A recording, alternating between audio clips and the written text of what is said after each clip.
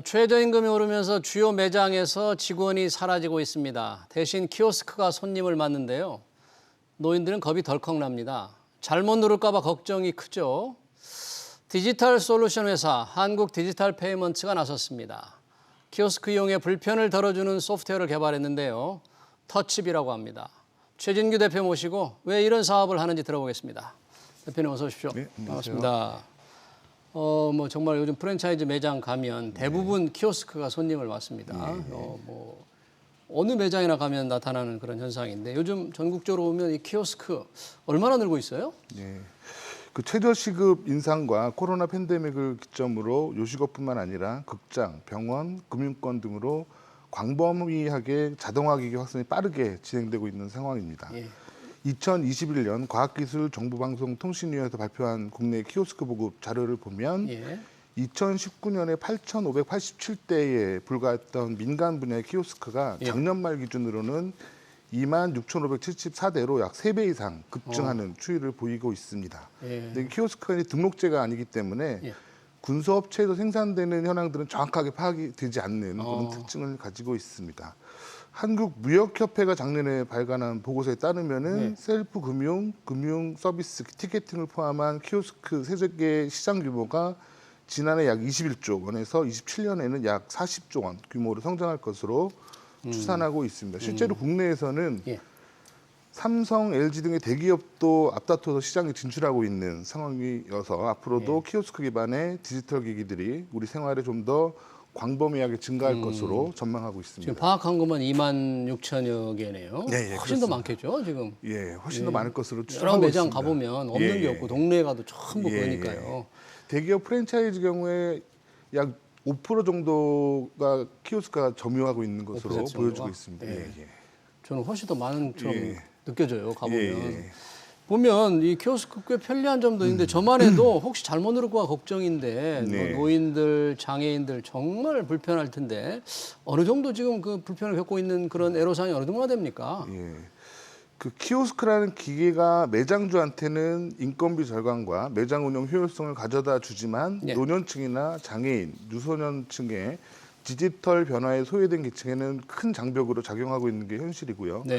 극장에서 우물쭈물하는 어르신들하고 물리적이나 감정적으로 도움을 받아야 하는 장애인들이 매장에서 발길을 돌리는 여러 기사들이 좀 보도된 사례도 많이 있습니다. 그런 경우 많아요, 실제로. 최근에 이제 스마트폰 어플리케이션하고 키오스크 등을 통한 비대면 문화가 일상 속에 좀 뿌리내리면서 고령층 등을 포함한 디지털 취약계층의 삶의 불평등이 더 커질 수밖에 없을 것으로 보여지고요. 지난달 20일에 통계청에서 발표한 21년 디지털 정보격차 실태조사에서도 노인의 경우에 디지털 정보화 수준이 약 53.9%로 가장 낮은 수준을 보이고 있습니다. 디지털 기기에 익숙한 세대들은 키오스크를 좀 반기는 추이지만 디지털 격차가 많이 날 수밖에 없는 분들을 위해서 불평등 해소 노력과 제도적 보완이 필요할 것으로 보여지고 있습니다. 그러니까 뭐 우리나라 사람들이 디지털 기기에 좀 익숙한 편이거든요. 상대적으로 다른 나라에 비해서. 그럼에도 불구하고 어렵다는 거죠. 그러니까 뭐 치킨 한 마리 먹으려고 하거나 맥도날드 한번 가도 굉장히 이용하기가 어렵습니다. 지금. 그렇습니다. 그런 불편이 다 지금 많은 사람들이 겪고 있는데 국회라든지 또는 이제 보건복지부에서도 이런 어려운 사정을 잘 알고 있잖아요. 혹시 이런 걸 해소하기 위해서 어느 정도 노력을 좀 한 게 있나요?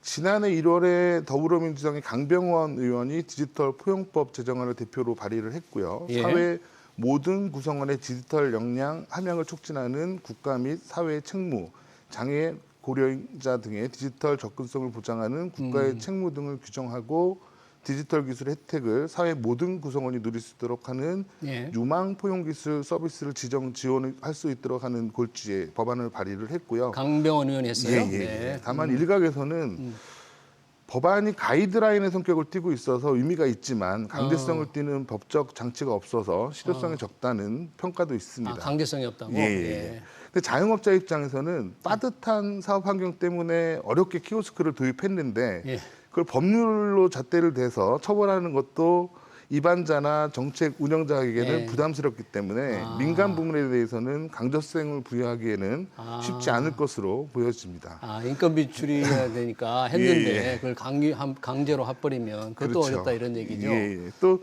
보건복지부에서도 최근에 장애인 차별금지법 공청회를 통해서 단말기 전면에 휠체어를 타고 접근할 수 있는 공간 확보 등을 명시한 시행령 초안을 발표했지만 예. 이 같은 내용은 이제 24년부터 단계적으로 도입하겠다는 것이 이제 골자이기 때문에 2024년부터나 그렇게 그 이후에 그래서 실제 시행에는 더 많은 시간이 좀 필요해 보이고요. 아무래도 포용성을 지향하는 법제화의 움직임은 이전보다는 좀 진일보했지만 예. 사회와 기업에서는 비용을 유발하는 규제로 작용할 우려가 있어서 국가나 지자체의 역량과 재정 능력 한계로 디지털 격자를 제도적으로 축소하는 데는 더 시간이 꽤 걸릴 것으로 보여지고 있습니다. 예, 우리가 이거 규제 완화 앞에서 얘기했는데 이게 또 규제로 작용한다. 근데 예. 장애인들 2024년 후에는 하면은 그때까지 다 불편을 계속 겪으란 얘기인데 참 답답합니다. 예, 법안을 강제로 할 수도 없고 지금 서울시 같은 곳에서도 지자체들 이런 불편을 줄이기 위해서 많이 노력을 하고 있죠. 서울 뭐 디지털 재단에서도 그렇게 한다면서요? 그 저희 회사도 교육용 키오스크를 그 단체 대상으로 20곳 이상 무상으로 대여해서 키오스크 사용법에 대한 교육 활동을 좀 이어오고 있고요. 키오스크 사용법. 그리고 하지만 이제 업종별로 기기별로 사용법이 다르다 보니까 또 비정기적으로 하는 임시 교육이기 때문에 고령층의 어르신들에 대한 교육 효과에 대해서는 사실 괄목할 만한 성과를 기대하기는 좀 어려운 한계가 있습니다. 근데 이런 움직임 속에서도 서울시 디지털 재단에서 고령층 친화 디지털 접근성 표준 키오스크 적용 가이드를 제정하는 활동이 좀 눈에 띄는 상황입니다. 지금 마침 그 서울시 디지털 재단 지금 터치비하고 함께 뭔가 키오스크 새로운 개발 업무 이제 협약을 했다는데 그럼 뭐 싱크를 좀 준비하셨다면서요? 한번 볼까요? 그럼 어떤가? 안녕하세요. 서울 디지털재단 이사장 강요식입니다. 키오스크는 어르신들이 사용하기에 어렵습니다. 2021년도 서울시민 디지털 역량 실태 조사를 했는데요. 키오스크를 경험하신 어르신들은 45.8%에 불과합니다. 이에 우리 서울 디지털재단은 한국 디지털 페이먼트와 협력해서 어르신 친화형 키오스크를 개발하는 데 노력을 하고 있습니다. 이번 협업을 통해서 약자와의 동행, 디지털 약자 없는 서울을 만드는 데 최선의 노력을 다하겠습니다. 어르신 친화형, 약자와의 동행 정말 사회적으로 필요한 일인데 우리 한국 디지털 페이먼트 터치비에서도 노년층과 이 장애인들이 쉽게 이용할 수 있도록 이 키오스크 작동법 소프트웨어도 개발하고 그에 맞춰서 하드웨어도 개발하고 있다는데 어떻게 바꾸고 있습니까? 지금 기존의 키오스크를 터치비는 어떻게 바꾼 거예요? 앞서 말씀드린 서울시 디지털 재단 프로젝트에 저희 회사는 좀 대가 없이 참여를 하기도 했고요. 또 저희 회사 구성원들도 이제 부모님들을 모시고 있는 사람들이어서 모든 사람들이 편리하고 쉽게 이용할 수 있는 키오스크 프로그램을 올해 안에 서울시와 같이 만들 계획을 갖고 있습니다. 또 장애인을 위해서 화면의 높낮이가 조정이 가능하고 또 리모컨으로 작동할 수 있는 키오스크도 현재 개발 중에 있습니다. 리모컨으로 작동하고요? 올해 안에 출시할 계획을 갖고 있습니다. 그 노인들이 가끔 이용하다 보면 영어로 막 나와버리는 영어로 나오는 경우도 있고 한번 가다가 잘못 누르면 스톱되면 또 다시 못하고 돌아가야 가야 되잖아요. 되고. 그런 것들을 좀 바꿔야 되는 거 아니에요? 기본적으로 저희하고 서울시 디지털 재단에서 추진하고 있는 것은 영문을 최대한 좀 배제를 하고 이 버튼 크기나 뭐 이 글씨 크기, 뭐 이 그 색깔의 차이, 버튼 간격을 넓히고 이런 그 나름의 키우고. 의학적, 심리적 여러 요인들을 다 과학적으로 반영한 형태로 키오스크를 개발하고 있습니다. 그렇게 개발한 키오스크를 이제 키오스크 실제 만들어야 되잖아요. 그런 소프트웨어를 깔아가지고 얼마나 좀 보급했어요? 저희 뭐 이제 시작하는 단계이긴 한데 많이 보급하고 있습니다. 보급하고 있어요? 내가 잘 못 본 것 같아서 그러는데. 그래 왜냐면 이용이 좀 여전히 불편하니까 그런 걸 많이 좀 보급을 하면 좀 편리할 텐데요.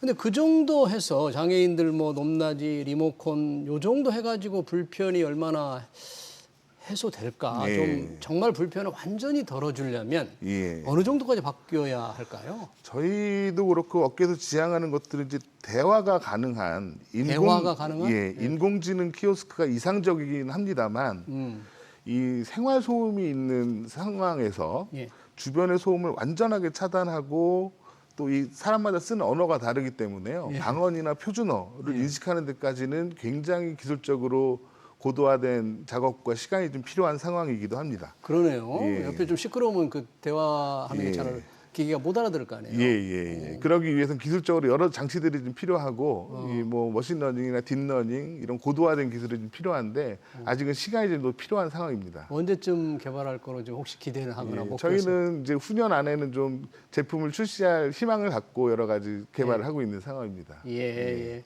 그에 앞서서 네. 그 인공지능으로 해서 대화가 가능한 게 앞서서라도 조금 더 바꿔야 될 것, 더 개선해야 될 게 있다면 어떤 게 있어요? 우선 정부도 이런 문제점을 인식하고 산업에 대해서 R&D나 투자를 늘릴 필요가 있다라는 이제 희망을 갖고 있고요. 또 한편으로는 키오스크의 사용자 환경과 기술에 대한 기준이 좀 확립이 되어서 누구나 좀 쉽고 편리하게 이용할 수 있는 환경 구축에 대한 사회적인 관심이 지속적으로 필요할 것으로 보여집니다. 이 터치비같이 이런 키오스크 이용의 불편을 덜 주기 위한 기술 개발하는 회사들이 좀 더 있습니까? 혹시 다른 회사들 이런 거 많이 하고 있습니까? 예, 저희 주위에 뭐 여러 협력업체들이 같이 힘을 합치고 있는 상황입니다. 아무래도 이용하는 분들이 이제 점점 더 많아지고 지금 최저임금이 또 내년에 또 오르잖아요. 예, 그렇습니다. 그러니까 매장에서 주인들이 자영업자들이 도대체 사람을 쓸 수가 없어요. 그럼 기계가 더 늘어날 수밖에 없죠. 근데 기계가 지금 형태는 불편하니까 앞으로 좀 더 빨리 개선을 해서 노년층이나 장애인들의 이용을 좀 더 편리하게 할 수 있도록 노력해 주시기 바랍니다. 네, 터치비 키오스크를 운영하고 있는 최진규 한국 디지털 페이먼트 대표였습니다. 대표님 고맙습니다. 네, 감사합니다.